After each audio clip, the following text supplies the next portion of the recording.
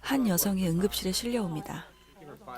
아스피린 한 통과 보드카를 동시에 원샷한 것으로 보아 자살 시도를 한 것 같습니다. 치료 후 깨어난 여성은 이제 막 고등학교를 졸업한 수잔나입니다.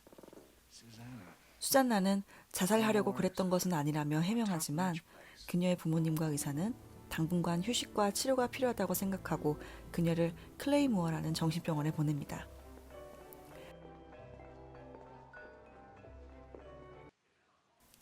그런 그녀에게 리사가 다가옵니다. 언제부터인지도 모를 정도로 오랫동안 클레이모어를 들락날락하는 리사는 여자 환자들을 꽉 휘어잡고 있는 캐릭터입니다.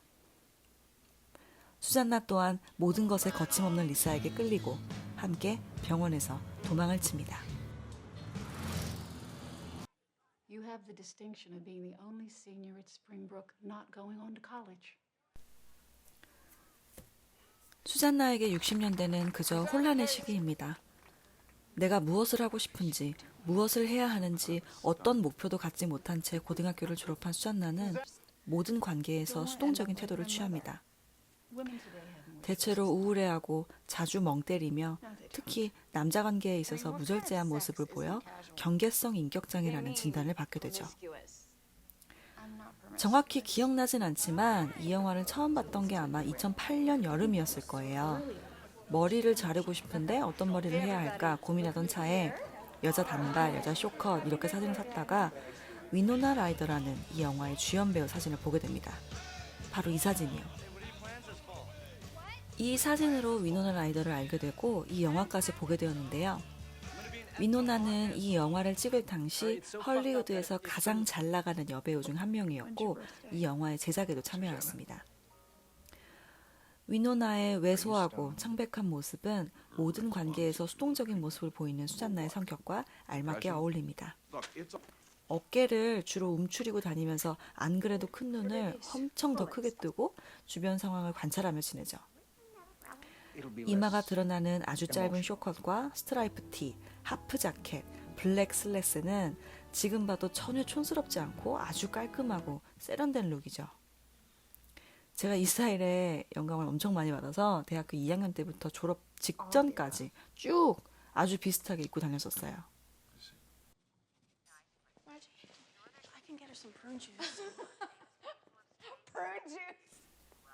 데이지는 이유 없이 모두에게 적대적인 캐릭터입니다. 방에 다른 사람이 들어오는 것을 극도로 싫어하고 밥도 방 안에서만, 그것도 아버지가 가져다 준 치킨만 먹으며 다 먹은 치킨은 버리지도 않고 뼈를 가지런히 발라서 침대 밑에 모아두죠. 어떤 이유에서인지 설사약에 중독되어 항상 그 약만 찾고 부엌, 그러니까 영어로 키친을 치킨으로 자꾸 틀리게 발음하기도 합니다. 의상 또한 데이지의 강박적인 성향을 약간 드러내는데요. 파랗게 입는 날엔 전부 파랗게, 분홍색으로 입는 날은 전부 분홍색으로, 노랗게 입는 날은 전부 노란색으로 입는다는 걸 볼 수 있습니다. 애스홀이라는 욕을 입게 달고 살며 아주 공격적인 성향을 가지고 있는 캐릭터죠. 데이지는 영화 중반 퇴원을 하는데요. 늘 적대관계에 있던 리사와 말다툼을 한 후 자신을 이런 사람으로 만든 그 공공연한 비밀의 무게를 견디지 못하고 결국 자살을 하는 비극적인 캐릭터입니다. 데이지 역의 브리트니 머피는 이 영화에서 아주 독특한 연기를 보여줍니다. 캐릭터의 신경질적인 성격을 작은 손동작 하나 그리고 눈꺼풀의 떨림 등으로 표현해내죠. 턱을 아래로 당겨서 일부러 목소리를 쥐어 짜내는 듯한 발성을 하는데 데이지라는 캐릭터의 수동적인 공격성을 표현하기에 아주 적절한 표현 방식이었던 것 같아요. 브리트니 머피는 한참 주가가 오르던 2009년 심장마비로 갑작스럽게 사망했죠. 지금 이 배우가 있었더라면 그동안 어떤 영화를 찍었을지, 어떤 캐릭터들을 선택했을지 많이 아쉽고 보고 싶네요. My father loves me. In your room, Daisy. I'm right fucking here. I was gonna offer you some of my nail polish.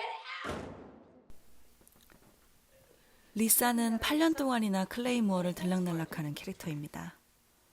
잘 지내는가 싶다가도 갑자기 병원을 박차고 뛰어나갔다가 경찰에 잡혀 돌아오는 삶을 반복해오고 있죠. 부스스하게 탈색한 금발머리와 양손목에 가득한 팔찌, 상대방을 꿰뚫어 보는 듯한 맹수 같은 눈동자를 가지고 있는 캐릭터입니다. 조증 상태일 때는 이렇게 온 병원의 환우들을 데리고 대장 노릇을 하고, 그렇지 않을 때는 바로 병원을 뛰쳐나가 버리죠. 안젤리나 졸리는 이 영화로 아카데미 여우 조연상을 받았습니다. 그녀가 나오는 매 씬이 얼마나 가득 차 있는지 영화를 보시면 바로 느끼실 수 있어요. 무섭게 상대방을 몰아붙이다가도 어느새 편을 들어주고, Is this the professor's wife? Lady, back off. 그 크고 매혹적인 눈동자로 지그시 쳐다보며 별거 아니라는 듯이 쿨하게 행동하는 태도로 언제나 사람들 사이에서 주도권을 가져가죠. 이 영화 속 캐릭터가 아니었더라도 저 당시에 안젤리나 졸리에게 매료되지 않은 사람이 있었을까 하는 생각이 들어요.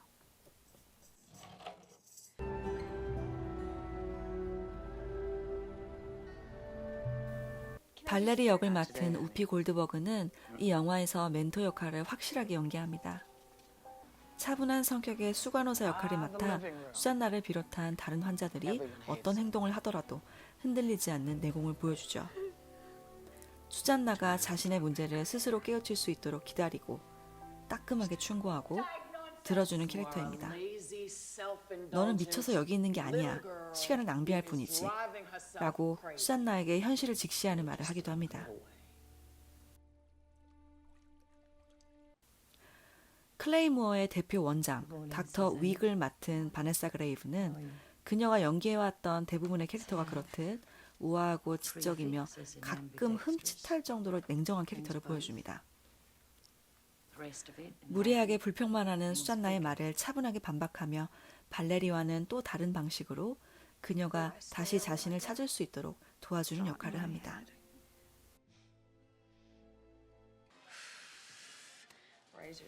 정신병원이 배경이긴 하지만 이 영화 속에서는 우리가 쉽게 생각하는 미친 사람은 나오지 않습니다.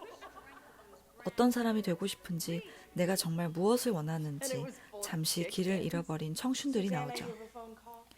수잔나도 그런 상황이었던 것 같아요.